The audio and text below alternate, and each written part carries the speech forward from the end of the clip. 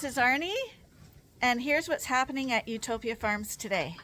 And today we're going to focus on foot problems. You really have to jump on things when you see it right away. We do not want them to get fat because it's grain that will make them fat. If it's a confinement system, we're going to assume that it's laminitis. Foot rot tends to be more associated with sheep on pasture. It's all about prevention. Let's get started. Mornings are pretty cool these days, so we're keeping our corn stove running. Arnie just went to the grain bin, got some corn, pouring it in the hopper right now.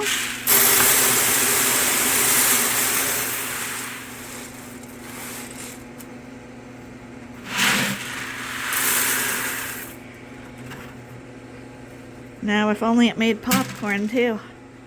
Those 2 pails will last the whole day, right? Oh, for sure. Really in the evening. Probably last. Probably go to midnight. So it's basically a pellet stove that will take grains. It's a special one, but it works the same way. It's called a multi-grain burner. And right now we just loaded it up, so the flame will just start going now. But it does have a temperature control on it, so we can adjust the temperature too, so it doesn't get burning hot when it's running. Like, you can turn it way down low or turn it up way high depending on how cold it is. There we go.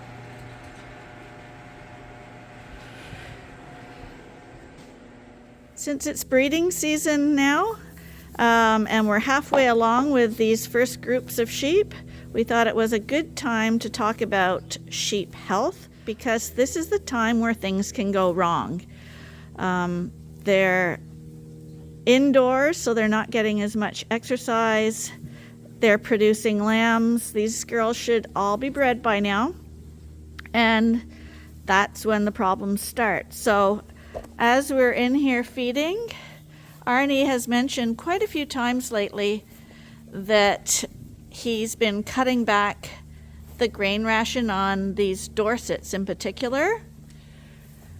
And the reason for that is that they're in extremely good condition right now.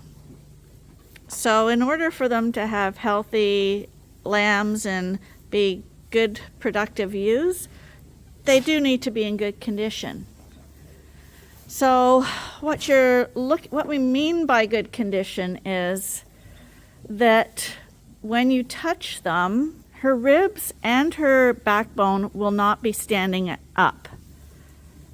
So when you touch it, if you feel that it's arched into a point or even a little bit, or you can feel the little knobby ridges, she's not in good condition. You need to give her a bit more grain or good feed to build her up. But the reverse is also true. Your sheep can be too fat, which also causes a lot of issues. And we're going to focus a little more on fat sheep right now, because a lot of people tell us that our sheep are fat. I don't think our sheep are fat, but I think they are in prime condition. So when I touch these sheep, I can't show you because they'll run away. But when I touch these sheep, I should be able, with a little bit of pressure, to feel her backbone and her ribs. But it shouldn't be where her outer flesh kind of bends in towards the spine. Then she's obese. And we don't want that. We want it to kind of be just level, a level playing field. You know how I always talk about conformation and them looking like a coffee table? Likewise, you want the back to be nice and smooth. You don't want it to be bumpy or indented, because who wants to eat off a coffee table like that? So kind of keep the coffee table thing in mind. The other thing, so that's the condition end of it, but another thing that some people don't realize, and maybe with the ram you can see better because his wool is a little bit shorter, but if they are fat, what sheep will do is they will, around the tail head, This is the tail head. So all around that area here, what will happen is there's like an area for sheep to store fat, and it's for when there's drought conditions. And you can particularly see it in Dorpers, who are drought sheep, like they're raised for drought conditions, so they're kind of like camels. It's kind of like the camel idea. They store fat in their tail head for when food is scarce in South Africa. So, but it's the same with all sheep. If they are fat, definitely around that tail head, you will see it. It's like it will bulge in towards their anus, and it's just like a fat puckered bum. And that's a fat deposit. If you've got fat deposits on your ewes, they are too fat. Another place they show and store fat is on their chest. So you want to make sure, if you want to feel for your sheep, see on her chest there, it's kind of nice and smooth. It's hard to see. But you shouldn't feel a fat deposit when you pet her chest. You see me telling you that that's the sweet spot for petting sheep. They love to get rubbed under the chest. So when you're doing that, you don't want to be feeling fat.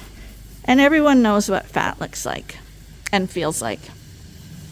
So we're looking for that when we're looking at the condition of our sheep. We're checking that everybody's eating, and they all are eating.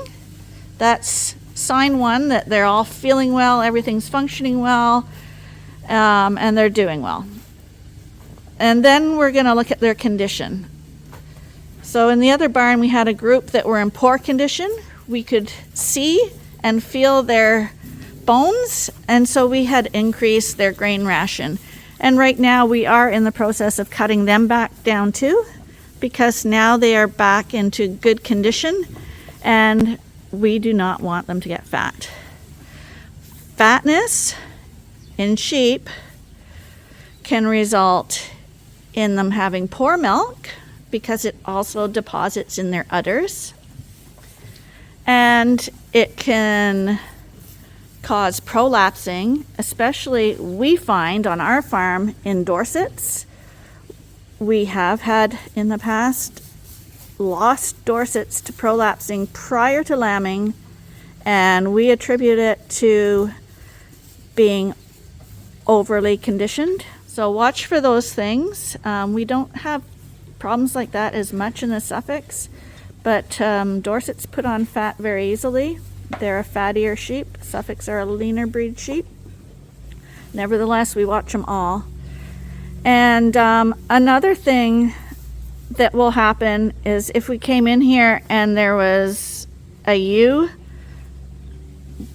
either eating feed or walking around the pen or resting by standing on her knees instead of her hooves, we're going to investigate that, because that is a sure sign of being overweight too, once you've ruled out foot rot or any obstruction in her feet. So we're looking for signs all the time, and signs happen very quickly, and sheep try to hide their signs because sheep are prey animals. In pastures, they don't want predators to know that they're not feeling well, so they try to mask the signs as much as they can. And when you notice them, it's probably usually quite progressed, and so you really have to jump on things when you see it right away. Right now all the sheep are eating, and they look in good condition, no bones really showing, nobody's got any fat deposits. So they're midway in their pregnancy, and we want to just maintain this right now. And that's why we watch them every day. So same thing here, we walk along the Suffolks. Everyone's eating, everyone looks in really nice condition, and there is no fat deposits on them. All is good now. Actually, I found an example of a sheep that in my opinion, could do with a little more condition. This Suffolk, if you look on her back, now she is shedding her wool a bit because she's probably got lice, but you can see that she, yeah, and I can feel her bone when I touch her. So she can do with a little more condition, whereas, yeah, she's the only one in the group like that. So we would not change the ration for one sheep when we got 100 sheep in here. But when Arnie's feeding grain, when he's walking along the feeder, when he sees one like that and her head's in the feeder, he will pour just a little bit extra in front of her, and all the others he'll keep at a lesser rate. Are you going somewhere like takeout or what? Good girl, always handy. So that part of having sheep indoors for feeding while they're pregnant is very handy too, because you can really monitor their condition a lot easier when we're walking up above, and you can really have a look at their tops and see if there's any bones or any jiggling going on. And we can easily adjust the sheep's intake of grain, because it's grain that will make them fat. It's not hay. You can leave as much hay in the feeder as you want. And we're proponents of always having a full manger. It's the high energy, high octane feeds that come in the form of grains that are added to the hay. They'll be in TMR mixes. People with feeding TMR might have a much harder time adjusting their ration, because if they have 1 or 2 poor sheep or 1 or 2 fat sheep, they'll have to separate them off, because they can't change the whole ration for 2 sheep. So they will have to pull them off. Because we use mainly hay, we can keep doing that, and Arnie will spot feed the odd ones, and it seems to work really well that way. And basically, Arnie and I are lazy, old, tired sheep farmers. So we want our sheep to be in the best health possible, so that we have to intervene as little as possible. So in order to do that, it's all about prevention. It makes your life so much easier. And that's where that watching comes in. Like, some people may think we're nuts, like always petting them, looking at them. But once you know your sheep, how they behave, what they look like, and how they're acting, then you know when something is slightly off. And when you address it right away, you are dealing with one sheep, and you probably got a lid on the whole flock, because if you wait, one has it, then the next one, and then it just skyrockets. And then you got a real ordeal. We don't want ordeals. We're way too tired for that.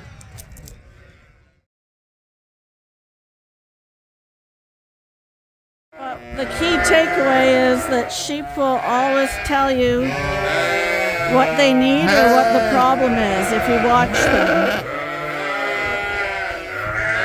They can't speak with language, verbal language, but they can definitely show you with their body language.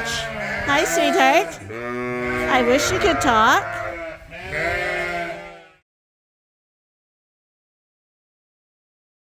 So you're going to find sheep with laminitis more frequently in farms that do confinement feeding, where the sheep are indoors year-round eating TMR or grain rations, or like us who do indoor-outdoor, or in Canada or countries where there is winter, where a portion of the year they're eating grain. Out on pasture, it would be rare that you would ever see cases of laminitis.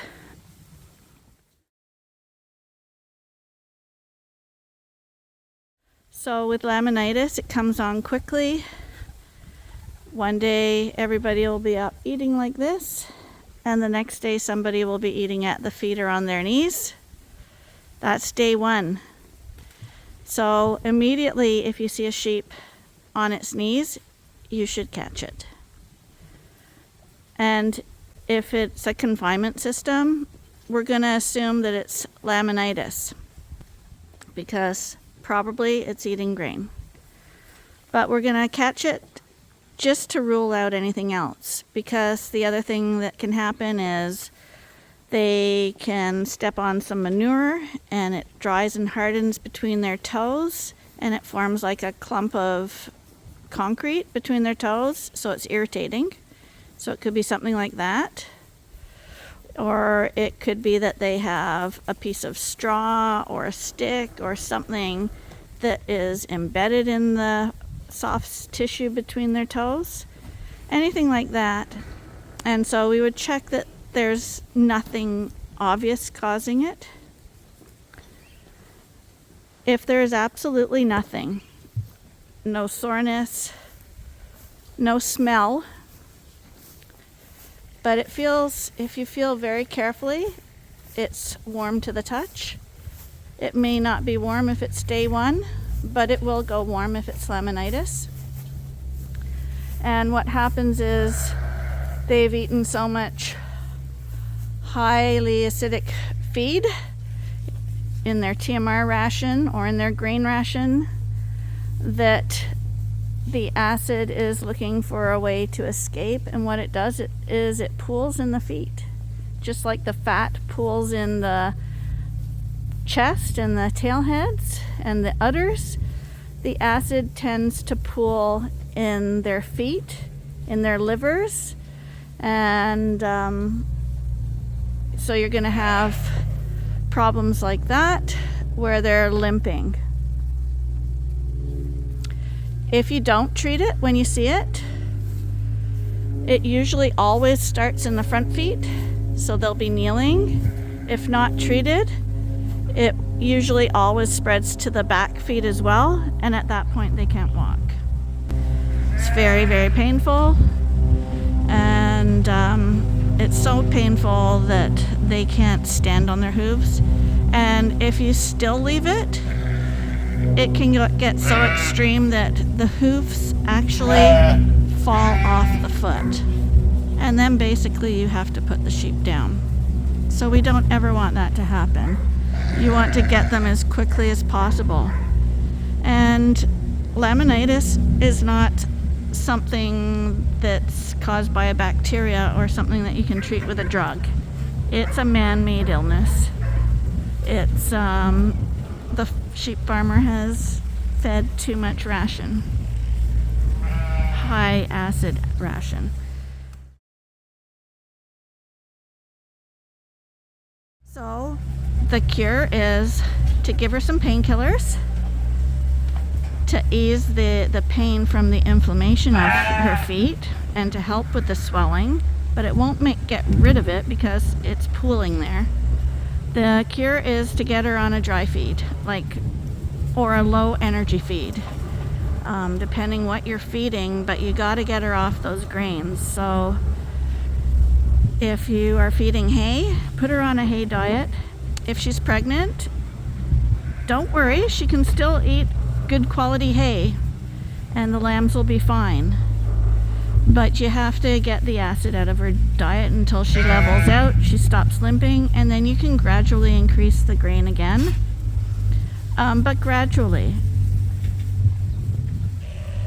It's always gradual when you're talking about feed changes in sheep. But that should cure her up right away.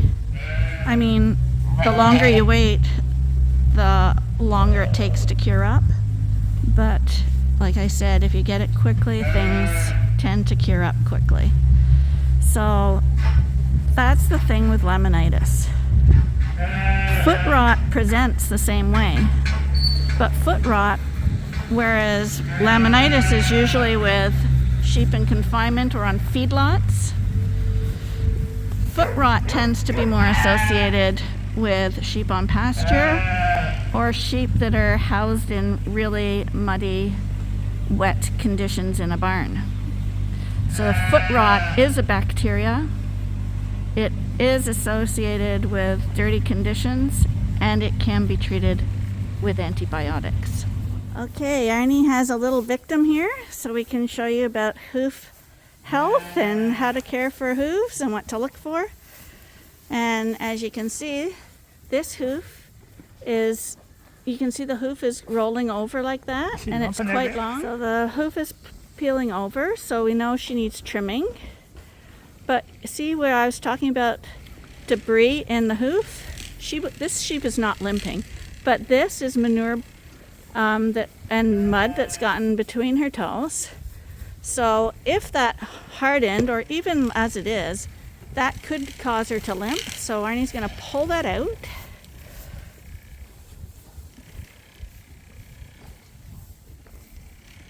Because sheep have 2 little toes. And I brought him some clippers so we can show you how to trim a hoof.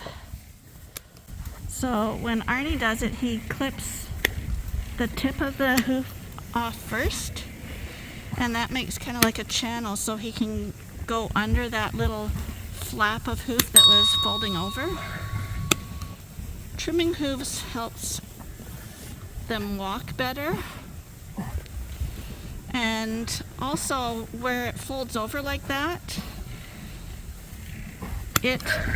it's also a place that can harbor bacteria, so that's why you want to trim hooves. Some people say if they're walking on hard ground, they'll just file off, but that's only partially true. What happens more often than not is that they break off, and it's like if you have a fingernail. Sometimes it breaks off nicely, and sometimes it doesn't. And then it's extremely painful, cracks, and infection, and limping. So, always better to trim their hooves. So you don't want, I'm going to take this inside here off. Okay. See this inside right here? Yep. Because I want to influence that hoof to grow correctly. So right now it wants to grow in. Okay. And I'm going to take the inside off like this, because I want that hoof to grow out like a good foot. See how it wants to come in? He wants it to be nice and level. So I want to influence that hoof, that point, to come out to form a nice round foot. See how it's not forming correctly? So where I showed you it was bending over like that, the hoof itself is trying to bend that way, and it can set their conformation off if you don't trim their hooves. See how it wants to here? You see how it wants to grow in and meet? Yep. So we want to influence that hoof to stay out to form a round hoof. So we're going to take the point off, and then we're going to take the outside shell off, like this. See how he gets it under that little overhang? And see how it still wants to point in? So if I left that alone, that hoof is going to try to keep curling in. So we want it to stay out. So I'm going to take the inside right out like that, see? And now it should grow a little better. And see how the clippers can go right under it when he takes that little tip off? Take the inside out. Now can we see what between a sheep's toes looks like? Well, it's there. Okay. It should be normal color. So we picked a white sheep because it's easier to see on white ones, but see how that's just a nice pink color. There's no nothing stuck in there. It doesn't smell. It doesn't look inflamed. There's no blood. There's no lesion. There's no pus.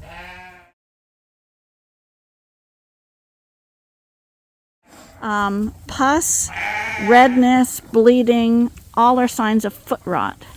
If she had laminitis and was limping, when he touched this, her foot would feel hot, usually.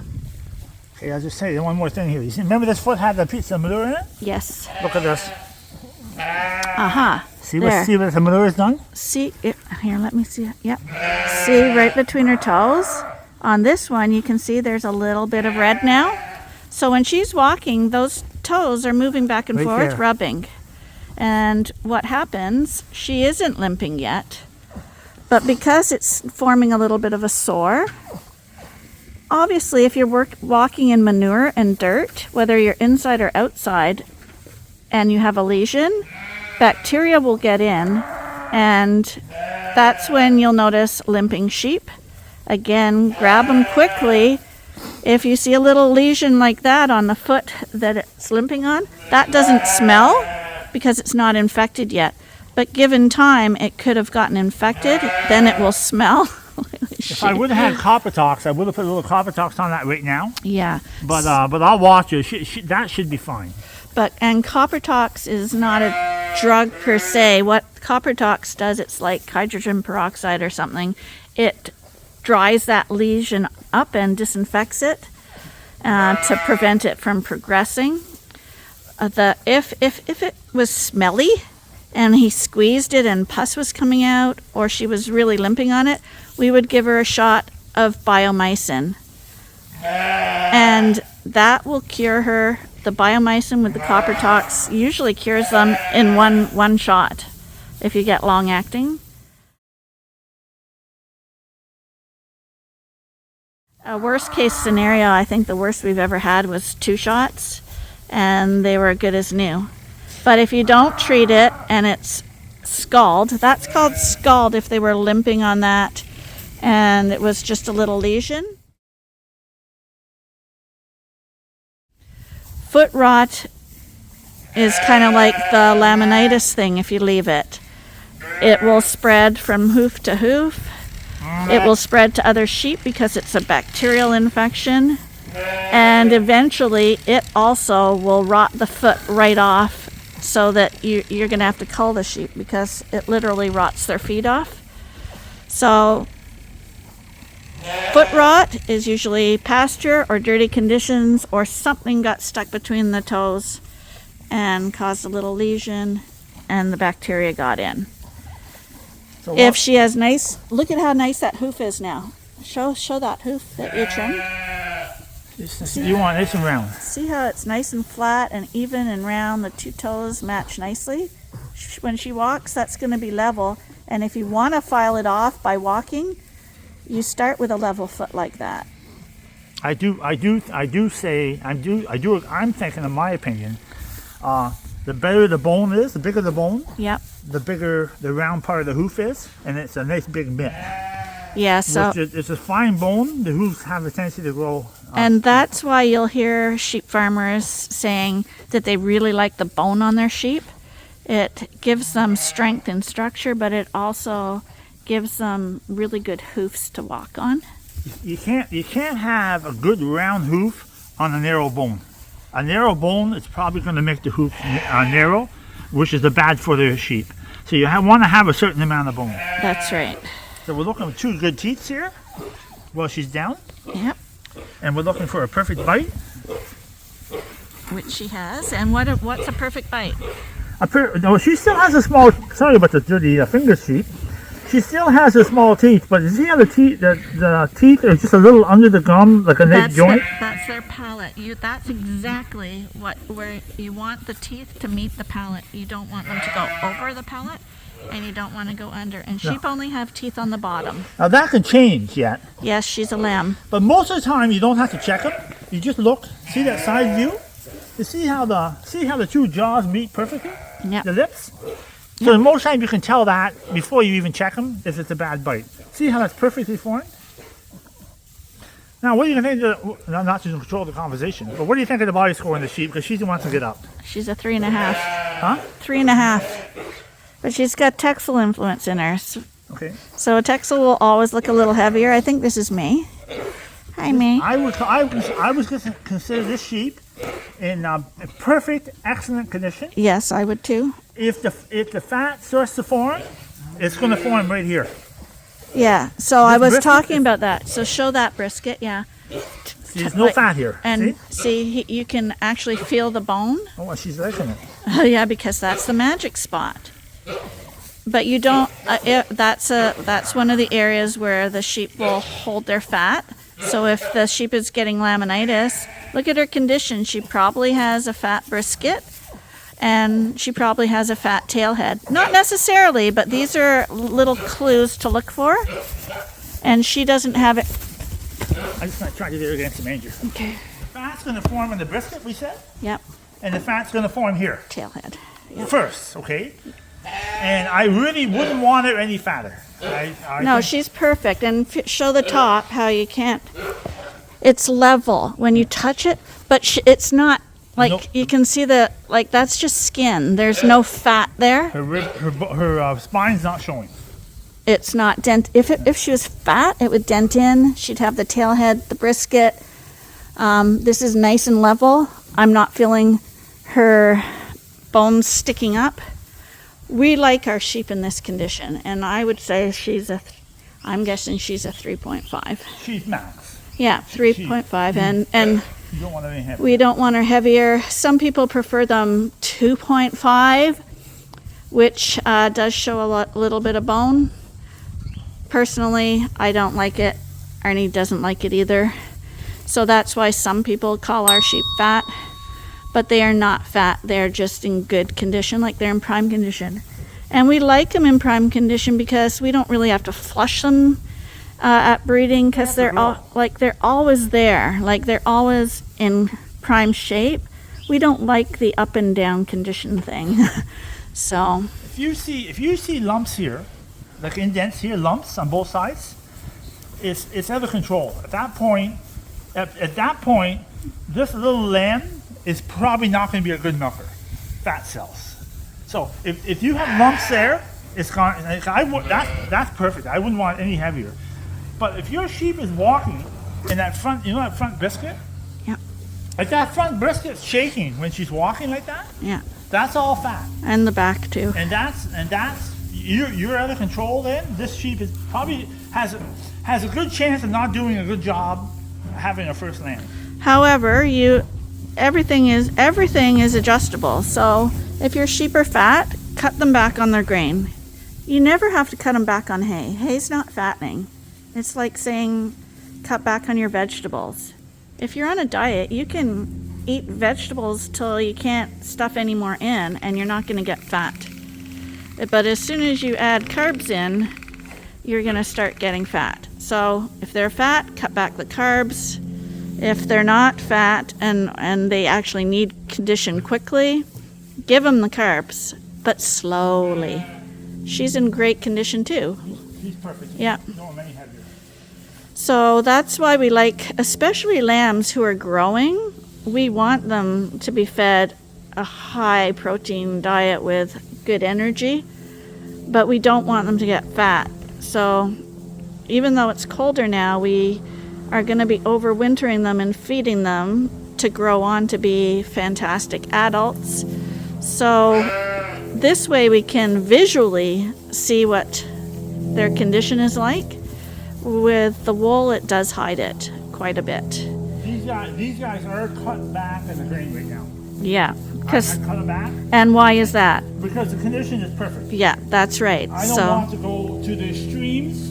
Like I said, if you go to the extremes where they do fat, you actually can't go back anymore because now in her body she would have fat cells, and those fat reserves are not going to let her milk correctly, and it won't go away. It'll stay there. But so once they're prime, they're in maintenance mode. So we just got to keep them in this condition. And I see these girls are on pasture right now. A few of them have dirty bums.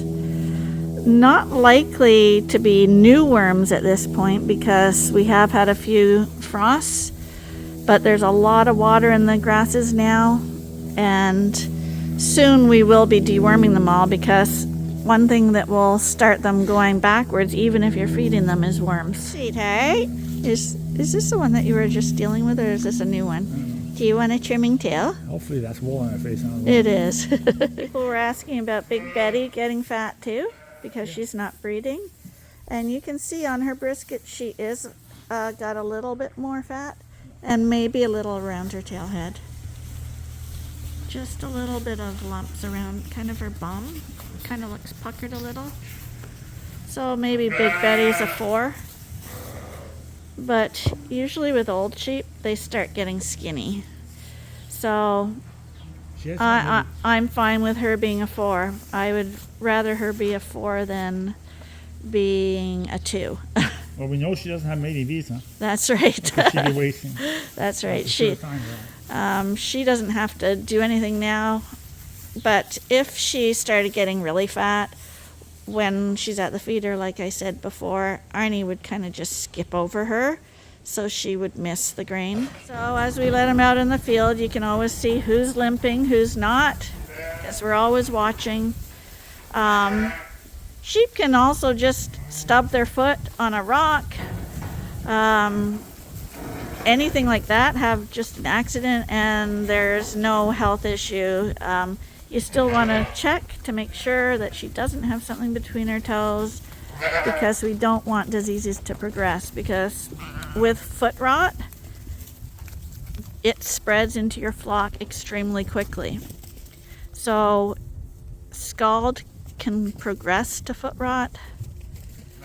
So what you want to do is, when you see one, treat that one. Don't wait until you have half your flock down on its knees, because at that point they're spreading it throughout your pasture or your barn, and apparently it's a nightmare to get rid of once the bacteria that causes it gets into your fields. A little easier in a barn, because again, you have control in the barn. You can clean it, disinfect it, separate them a little better. But in a pasture, it's a nightmare. And because the bacteria lives in your field for a long time, and it's not like it's the sheep's fault that she's getting foot rot. I mean, some seem to be more immune to it than others, but honestly, if you have something that gets between your toes and causes a sore, which obviously can happen. If you were walking barefoot in the field too, it could happen to you. You'd get a little cut. And if you stepped in a bacteria and got it in that cut, you're going to get an infection. And it's the same with a sheep. So treat them quickly. It's very easy to treat. We usually always trim the hoof if somebody's got scald, just to make sure she's walking nicely on her hoof. We give her copper tox to help dry it up and disinfect it, and we give them biomycin long-acting. We're not vets. This is what we do. Talk to your vet. Chances are he's going to say a similar protocol. Laminitis, same type of symptoms, but laminitis will spread to the forefeet very quickly, and you need to adjust her diet immediately. It can kill them. So put her on a good diet. If she's pregnant, same thing. Get her on some hay. If she's not pregnant, get her on hay. Something low energy, so that, because you want her still eating, but you want that acid to work its way out of the body and not build up. This little lamb is obviously in heat because everyone went to the pasture, but she's flirting with the boys. Go on, you. Yeah, she is. She's a sweetheart. Listen to that corn. You hear it? Yeah, you can hear, if you listen carefully, you might be able to hear the wind blowing through the corn. Look at the colors today. The sky and the clouds and everything. Just beautiful. Cold today, but beautiful nonetheless. So that's our little talk on laminitis, scald, and foot rot in your sheep. Hopefully that makes a little bit of sense. We try to talk in layman's terms, because all the big words and stuff are sometimes difficult, but that's the basics. Sheep tell you everything. Watch your sheep and don't wait. If you see an issue, deal with it right away, and then your issue is a small issue. If you wait, it's a big issue. So thanks for watching, and see you again next time. Bye for now.